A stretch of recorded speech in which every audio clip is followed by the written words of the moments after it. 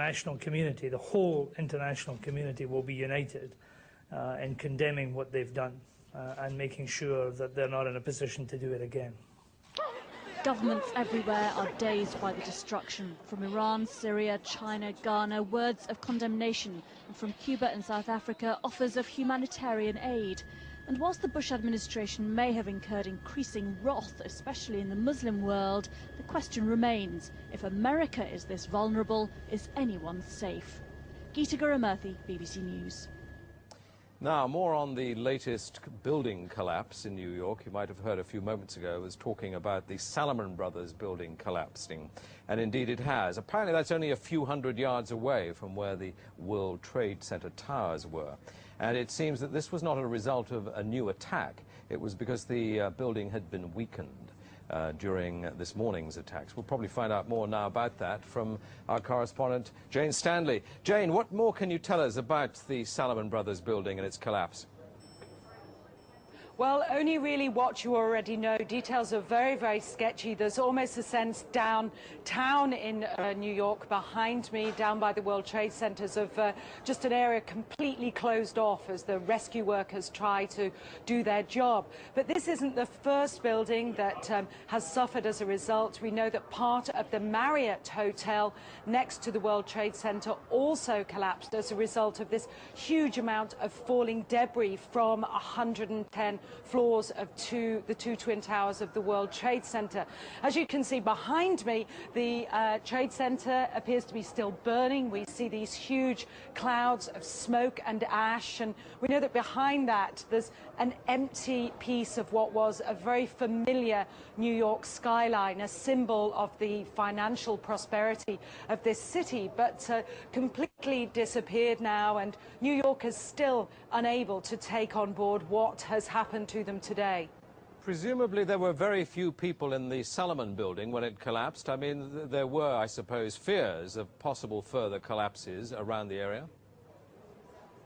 That's what you would hope, because this whole downtown area behind me has been completely sealed off and evacuated, apart from the emergency workers. That was done by the mayor, Rudy Giuliani, much earlier today, because of, course, the dreadful collapse of the Twin Towers of the World Trade Center. But New York, very much a city still in chaos. The phones are not working properly, the subway lines are not working properly.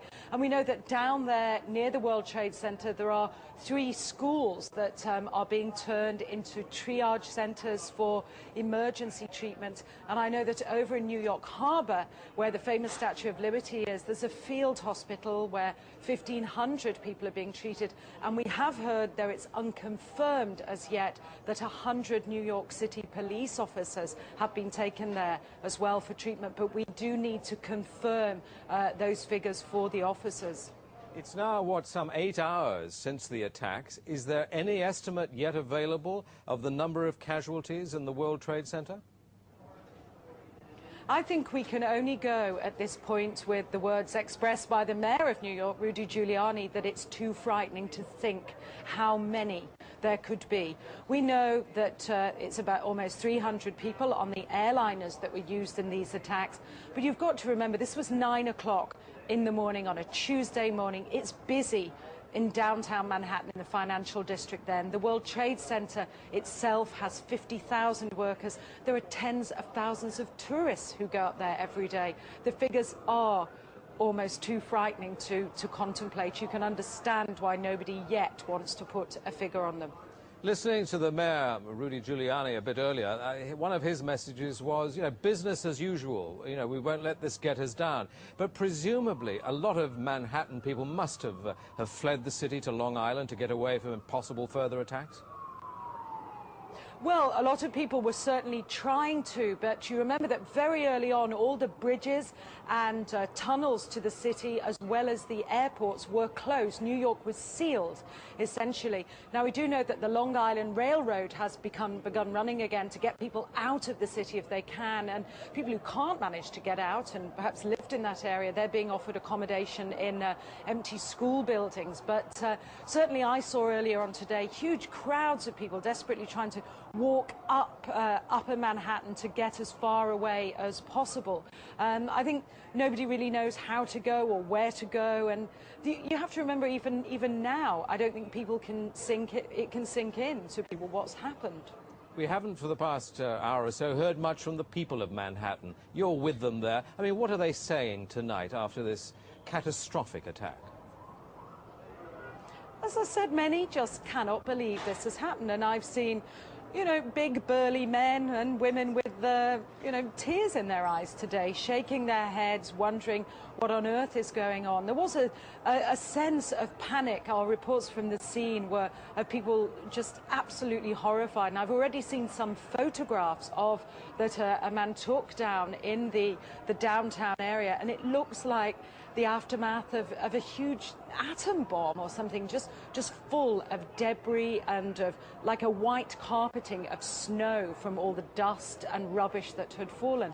I don't think people can comprehend. They certainly have lost any feeling of safety.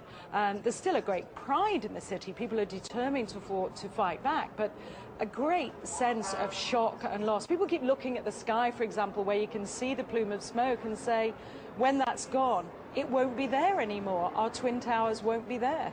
Such a symbol of New York. Are they talking yet about revenge and what the government should do to counter this threat, or are they numbed still? I think people are still numb, and I don't think people are talking about revenge in that way at all yet. I think people are still too traumatized. We don't know how many people have been killed.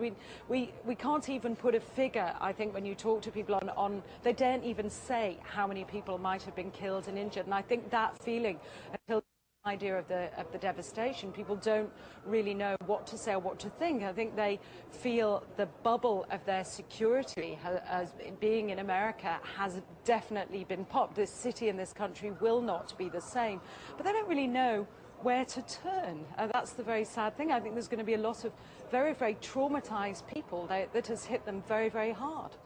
Jane, I think many of us, when we heard the news, perhaps on the radio earlier today, were completely flabbergasted by it and just couldn't comprehend it. I mean, it almost sounded too far-fetched.